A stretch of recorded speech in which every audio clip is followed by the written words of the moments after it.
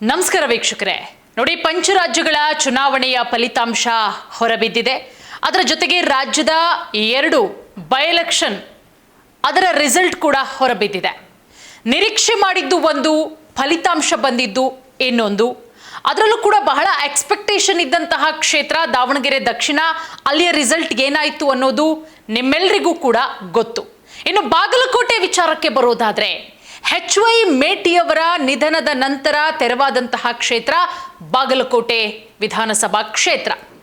ಅಲ್ಲಿ ಮೊದಲಿಗೆ ಟಿಕೆಟ್ ವಿಚಾರಕ್ಕೇನೆ ಸಾಕಷ್ಟು ಗೊಂದಲಗಳಾಗತ್ತೆ. HY ಮೇಟಿಯವರ ಕುಟುಂಬಸ್ಥರ ನಡುವೆನೇ ಒಮ್ಮತ ಮೂಡಲ್ಲ. HY ಮೇಟಿಯವರ ಪುತ್ರಿ ನನಗಬೇಕು ಟಿಕೆಟ್ ಅಂತಾರೆ, ಅವರ ಪುತ್ರಂದಿರು ನನಗಬೇಕು ಟಿಕೆಟ್ ಅಂತಾರೆ. ಕೊನೆಗೆ ಕಾಂಗ್ರೆಸ್ ಹೈಕಮಾಂಡ್ ನಾಯಕರು ಮಧ್ಯಸ್ಥಿಕೆಯನ್ನು ವಹಿಸಿ HY ಮೇಟಿಯವರ ಪುತ್ರ ಉಮೇಶ್ ಮೇಟಿಯವರಿಗೆ ಟಿಕೆಟ್ ಕೊಡುವಲ್ಲಿ ಸಫಲರಾಗ್ತಾರೆ. ಇಲ್ಲಿ ಒಂದು ರೀತಿಯಲ್ಲಿ ಅಭೂತಪೂರ್ವವಾದಂತಹ ಗೆಲುವು. ಬಾಗಲಕೋಟೆಯಲ್ಲಿ ಇಷ್ಟು ದೊಡ್ಡ ಮಟ್ಟದ ಗೆಲುವಿನ ಅಂತರ. ಉಮೇಶ್ ಮೇಟಿಯವರು ವೀರಣ್ಣ ಚರಂತಿಮಠ ಅವರ ವಿರುದ್ಧ ಇಷ್ಟು ದೊಡ್ಡ ಮಟ್ಟದ ಗೆಲುವಿನ ಅಂತರದಲ್ಲಿ ಗೆಲ್ತಾರೆ ಅಂತ ಹೇಳಿ ಯಾರೂ ಕೂಡ, ಯಾವ ಸಮೀಕ್ಷೆಗಳು ಕೂಡ ನಿರೀಕ್ಷೆ ಮಾಡಿರಲಿಲ್ಲ. ಅಂತರ ಕಡಿಮೆಯಾಗುತ್ತೆ ಅಂತ ಹೇಳಿ ಒಂದಷ್ಟು ಸಮೀಕ್ಷೆಗಳು ಹೇಳಿದ್ರೆ, ಒಂದಷ್ಟು ಸಮೀಕ್ಷೆಗಳು ಇಲ್ಲ, ಈ ಬಾರಿ ಕಾಂಗ್ರೆಸ್ಗೆ ಮತದಾರರು ಕೈ ಕೊಡ್ತಾರೆ, ಕಾಂಗ್ರೆಸ್ಗೆ ಮತದಾರರು ಕೈ ಕೊಟ್ಟು ಬಿಜೆಪಿಗೆ ಮಣೆ ಹಾಕುವ ಸಾಧ್ಯತೆ ಇದೆ, ಕಮಲ ಅರಳುತ್ತೆ ಬಾಗಲಕೋಟೆಯಲ್ಲಿ ಅನ್ನುವ ನಿರೀಕ್ಷೆಗಳು ಕೂಡ ಇತ್ತು. ಅದೇ ರೀತಿಯ ಲೆಕ್ಕಾಚಾರ. ಅದರ ಜೊತೆಗೆ ಬಿಜೆಪಿ ನಾಯಕರ ಅತಿಯಾದ ಆತ್ಮವಿಶ್ವಾಸ, ಅದರ ಜೊತೆಗೆ ಬಸನಗೌಡ ಪಾಟೀಲ್ ಯತ್ನಾಳ್ ಅವರು ಬಂದು ಚುನಾವಣೆ ಪ್ರಚಾರ ಮಾಡಿದ್ದು, ಇದೆಲ್ಲವೂ ಕೂಡ ಪ್ಲಸ್ ಆಗುತ್ತೆ ಬಿಜೆಪಿಗೆ ಅಂತಲೇ ಹೇಳಲಾಗಿತ್ತು. ಆದರೆ ಮತದಾರರ ಮರ್ಮ ಬೇರೆನೇ ಇದೆ ಅನ್ನೋದನ್ನ ಬಾಗಲಕೋಟೆಯಲ್ಲಿ ತೋರಿಸ್ಕೊಟ್ರು. ನೋಡಿ, ನಾವು ಕಳೆದ ಬಾರಿಯ ವಿಧಾನಸಭಾ ಚುನಾವಣೆಯ ಹತ್ರ ಸ್ವಲ್ಪ ಗಮನ ಹರಿಸೋದಾದ್ರೆ, ವೀರಣ್ಣ ಚರಂತಿಮಠ ವರ್ಸಸ್ HY ಮೇಟಿ ಗೆಲುವಿನ ಅಂತರ ಬಹಳಷ್ಟು ಕಡಿಮೆ. ಈ ಸಲ 22,000 ಏನಿದೆ ಗೆಲುವಿನ ಅಂತರ, ಉಮೇಶ್ ಮೇಟಿಯವರು 22,000 ಮತಗಳ ಅಂತರದಿಂದ ಗೆದ್ದಿದ್ದಾರೆ ಬಾಗಲಕೋಟೆಯಲ್ಲಿ. ಬಟ್ ಕಳೆದ ಬಾರಿ ಬಹಳ ಕಡಿಮೆ, ಒಂದು 7,000 ಇರಬಹುದು ಗೆಲುವಿನ ಅಂತರ. ಬಟ್ ಈ ಬಾರಿ ನಿರೀಕ್ಷೆ ಮಟ್ಟಕ್ಕೂ ಮೀರಿ ಬಾಗಲಕೋಟೆ ಜನ ಕಾಂಗ್ರೆಸ್ನ ಕೈ ಹಿಡಿದಿದ್ದಾರೆ. ಹಾಗಾದರೆ ಇಷ್ಟು ದೊಡ್ಡ ಮಟ್ಟದಲ್ಲಿ ಅಭೂತಪೂರ್ವ ಗೆಲುವನ್ನು ಸಾಧಿಸೋದಕ್ಕೆ ಉಮೇಶ್ ಮೇಟಿಯವರಿಗೆ ಹೇಗೆ ಸಾಧ್ಯ ಆಯಿತು? ಯಾವ ರೀತಿ, ಏನೆಲ್ಲ ಸ್ಟ್ರಾಟರ್ಜೀಸ್ ವರ್ಕೌಟ್ ಆಯಿತು ಬಾಗಲಕೋಟೆಯಲ್ಲಿ? ಹೇಳ್ತಾ ಹೋಗ್ತೀನಿ. ಮೊದಲನೇದಾಗಿ, ಬಹಳ ಪ್ರತಿಷ್ಠೆಯಾಗಿ ಮುಖ್ಯಮಂತ್ರಿಗಳು ಆ ಕ್ಷೇತ್ರವನ್ನು ತೆಗೆದುಕೊಂಡಿತು. ಅದರಲ್ಲೂ ಪ್ರಮುಖವಾಗಿ HY ಮೇಟಿಯವರು ಸಿದ್ದರಾಮಯ್ಯನವರ ಇಬ್ಬರೂ ಕೂಡ ಕುಚುಕು ಗೆಳೆಯನ ನಿಧನದ ನಂತರ ತೆರವಾದಂತಹ ಕ್ಷೇತ್ರ. ಅವರ ಪುತ್ರನನ್ನೇ ಕಣಕ್ಕಿಳಿಸಲಾಗುತ್ತೆ. ಸುಮಾರು 7 ದಿನಗಳ ಕಾಲ ಕ್ಷೇತ್ರದಲ್ಲೇ ಠಿಕಾಣಿ ಹೂಡಿದಂತಹ ಸಿದ್ದರಾಮಯ್ಯನವರು ಶತಾಯಗತಾಯ ಪ್ರಯತ್ನ ಮಾಡ್ತಾರೆ. ಪಾಯಿಂಟ್ ನಂಬರ್ 1, ಇವತ್ತು ಬಾಗಲಕೋಟೆ ಗೆದ್ದಿದೆ. ಬಾಗಲಕೋಟೆಯಲ್ಲಿ ಕಾಂಗ್ರೆಸ್ ಮತ್ತೊಮ್ಮೆ ಗೆದ್ದಿದೆ.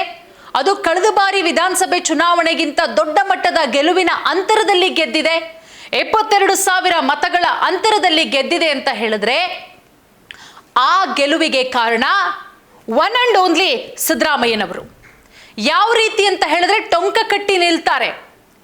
ಇಡೀ ಸಂಪುಟದ ಸಚಿವರುಗಳು, ಶಾಸಕರುಗಳು ಎಲ್ಲರೂ ಕೂಡ ಬಾಗಲಕೋಟೆಗೆ ಹೋಗ್ತಾರೆ. ಅರ್ಧಕ್ಕರ್ಧ ಜನ ಬಾಗಲಕೋಟೆಯಲ್ಲೇ ಠಿಕಾಣಿಯನ್ನ ಹೂಡಿರೋದು. ಇದು ಬಿಜೆಪಿಗೆ ದೊಡ್ಡ ಮಟ್ಟದಲ್ಲಿ ಮೈನಸ್ ಆಗುತ್ತೆ.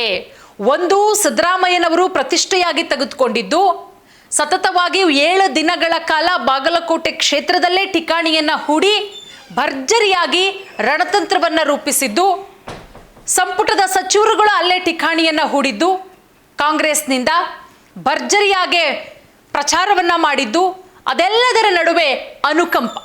ಆಡಳಿತ ಪಕ್ಷದ ವಿರುದ್ಧ ಏನೇ ವಿರೋಧಿ ಅಲೆ ಎದ್ರೂ ಕೂಡ ಅನುಕಂಪ ಅಲ್ಲಿ ದೊಡ್ಡ ಮಟ್ಟದಲ್ಲಿ ವರ್ಕೌಟ್ ಆಗುತ್ತೆ ಬಾಗಲಕೋಟೆಯಲ್ಲಿ. ಆ ಅನುಕಂಪದ ಆಧಾರದಲ್ಲೇ ಮತ ಬಿದ್ದಿದೆ ಉಮೇಶ್ ಮೇಟಿಯವರಿಗೆ. ಅದೊಂದು ಪಾಯಿಂಟು. ಇದು ಕೂಡ ಬಿಜೆಪಿಗೆ ಮೈನಸ್ ಆಗುತ್ತೆ. ಅದೆಲ್ಲದರ ನಡುವೆ ಅದೆಲ್ಲದರ ನಡುವೆ ಬಹಳ ದೊಡ್ಡ ಮಟ್ಟದಲ್ಲಿ ಬಾಗಲಕೋಟೆಯಲ್ಲಿ ನಿರೀಕ್ಷೆ ಇಟ್ಕೊಂಡಿದ್ರು.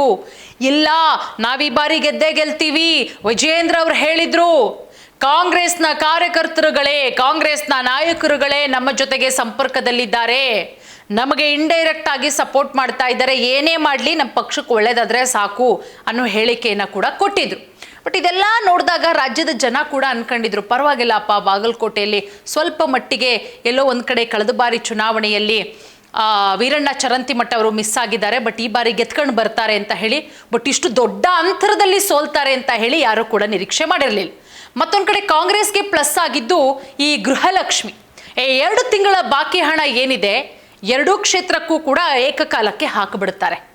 ಸೊ ಇದು ಕೂಡ ಪ್ಲಸ್ ಆಗುತ್ತೆ, ಮಹಿಳಾ ಮತದಾರರನ್ನ ಒಲಿಸಿಕೊಳ್ಳೋದಕ್ಕೆ ಒಳ್ಳೆದಾಗುತ್ತೆ, ಮಹಿಳಾ ಮತದಾರರ ಸಂಖ್ಯೆನೂ ಕೂಡ ಹೆಚ್ಚಾಗುತ್ತೆ, ಕಾಂಗ್ರೆಸ್ಗೆ ಮತ ಹಾಕ್ತಾರೆ. ಅದೆಲ್ಲದರ ನಡುವೆ ಬಿಜೆಪಿ ಕೆಲವೊಂದಿಷ್ಟು ಹಳ್ಳಿಗಳು, ಕೆಲವೊಂದಿಷ್ಟು ಗ್ರಾಮಗಳು, ನಗರಗಳ ಮೇಲೆ ಕಣ್ಣಿಟ್ಟಿತ್ತು. ಇಲ್ಲಿ ನಮಗೆ ಹೆಚ್ಚಿನ ಮೆಜಾರಿಟಿ ಬರುತ್ತೆ, ಓಟ್ ಜಾಸ್ತಿ ಆಗುತ್ತೆ ಅಂತ ಹೇಳಿ. ಸೊ ಅಂಥ ಜಾಗದಲ್ಲಿ ವೋಟಿಂಗು ಬಹಳಷ್ಟು ಕಡಿಮೆ ಆಗುತ್ತೆ. ಸೊ ಇದು ಕೂಡ ಬಿ ಜೆ ಪಿಗೆ ದೊಡ್ಡ ಮಟ್ಟದಲ್ಲಿ ಎಫೆಕ್ಟ್ ಆಗೋದು. ಅದರ ಜೊತೆಗೆ ಈ ಒಂದು ಸಮುದಾಯದ ವೋಟ್ಗಳೇನಿದೆ ಅದೆಲ್ಲವೂ ಕೂಡ ಕಾಂಗ್ರೆಸ್ಗೆ ಬಂದಿರೋದು, ಕುರುಬ ಸಮುದಾಯದ ವೋಟ್ಗಳೆಲ್ಲವೂ ಕೂಡ ಕಾಂಗ್ರೆಸ್ಗೆ ಬಂದಿರೋದು ಕೂಡ ಕಾಂಗ್ರೆಸ್ಗೆ ಪ್ಲಸ್ ಆಗುತ್ತೆ. ಸೊ ಹಾಗಾಗಿ ಬಾಗಲಕೋಟೆಯಲ್ಲಿ ಭರ್ಜರಿಯಾಗಿ ಜಯವನ್ನು ಗಳಿಸಿದ್ದಾರೆ ಉಮೇಶ್ ಮೇಟಿ ಅವರು. ಅದರ ಜೊತೆಗೆ ಉಮೇಶ್ ಮೇಟಿ ಅವರು ಮತ್ತೊಂದು ಕಡೆ ಆ ಕ್ಷೇತ್ರದಲ್ಲಿ ಒಳ್ಳೆಯ ಹೆಸರಿದೆ ಉಮೇಶ್ ಮೇಟಿ ಅವರಿಗೆ. ಯಾವುದೇ ರೀತಿಯ ಕಾಂಟ್ರವರ್ಸಿ ಆಗಲಿ ಮತ್ತೊಂದು ಮಗದಾಗಲಿ ಯಾವುದೂ ಕೂಡ ಇಲ್ಲ. ಅಪ್ಪನ ಏನೇ ಒಂದು ಕಾಂಟ್ರವರ್ಸಿಗಳಿದ್ರೂ ಕೂಡ ಮಗ ಆ ರೀತಿ ಎಲ್ಲ ಮಾಡೋದಕ್ಕೆ ಹೋಗಿರಲಿಲ್ಲ. ಸೊ ಒಳ್ಳೆ ಹೆಸರಿತ್ತು ಉಮೇಶ್ ಮೇಟಿ ಅವರಿಗೆ. ಸೊ ಇದೆಲ್ಲವೂ ಕೂಡ ಪ್ಲಸ್ ಆಗುತ್ತೆ. ಪ್ರಮುಖವಾಗಿ ಸಿದ್ದರಾಮಯ್ಯನವರ ಕೃಪಕಟಾಕ್ಷ ಸಂಪೂರ್ಣವಾಗಿ HY ಮೇಟಿ ಅವರ ಕುಟುಂಬಸ್ಥರಿಗಿತ್ತು, ಉಮೇಶ್ ಮೇಟಿ ಅವರ ಮೇಲಿತ್ತು. ಹಾಗಾಗಿ ಬಹಳ ಈಸಿಯಾಗಿ ಬಾಗಲಕೋಟೆಯನ್ನ ಕೈವಶ ಮಾಡಿಕೊಳ್ತು. ಇದಿಷ್ಟು ಕಾಂಗ್ರೆಸ್ನ ಪ್ಲಸ್ ಪಾಯಿಂಟ್ ಆದರೆ ಬಿಜೆಪಿಯ ಮೈನಸ್ ಪಾಯಿಂಟ್. ನೋಡೋಣ, ಇನ್ನೆರಡು ವರ್ಷಗಳ ಕಾಲ ಕಾಂಗ್ರೆಸ್ನ ಆಡಳಿತವೇ ಇರುತ್ತೆ. ಬಟ್ ಆಡಳಿತ ಪಕ್ಷ ಯಾವುದಿರುತ್ತೋ ಬೈ ಎಲೆಕ್ಷನ್ನಲ್ಲಿ ಅವರೇ ಗೆಲ್ಲೋದು ಅನ್ನುವ ಮಾತು ಕೂಡ ಇದೆ. ಅದು ನಮ್ಮ ಕರ್ನಾಟಕದ 2 ಬೈ ಎಲೆಕ್ಷನ್ನಲ್ಲೂ ಕೂಡ ಪ್ರೂವ್ ಆಗಿದೆ. ಆಡಳಿತ ಪಕ್ಷದ ವಿರೋಧಿ ಅಲೆ ಏನೇ ಇದ್ರೂ ಕೂಡ ಎಲ್ಲವನ್ನ ಶಮನ ಮಾಡಿದ್ದಾರೆ ಕಾಂಗ್ರೆಸ್ನವರು. ಬಟ್ 2 ವರ್ಷಗಳ ನಂತರ ಬಿಜೆಪಿ ಯಾವ ರೀತಿ ಸ್ಟ್ರಾಟರ್ಜಿ ಪ್ಲೇ ಮಾಡುತ್ತೆ, ಇನ್ನು ತಾನು ಎಲ್ಲೆಲ್ಲಿ ಮೈನಸ್ ಆಗಿದೆ ಬಿಜೆಪಿ ಯಾವ ರೀತಿ ಪ್ಲಸ್ ಮಾಡ್ಕೊಳ್ಳುತ್ತೆ ಅನ್ನೋದನ್ನ ಕಾದು ನೋಡಬೇಕಾಗತ್ತೆ. ನೋಡ್ತಾ ಇರಿ ಸ್ಪೀಡ್ ನ್ಯೂಸ್ ಕನ್ನಡ.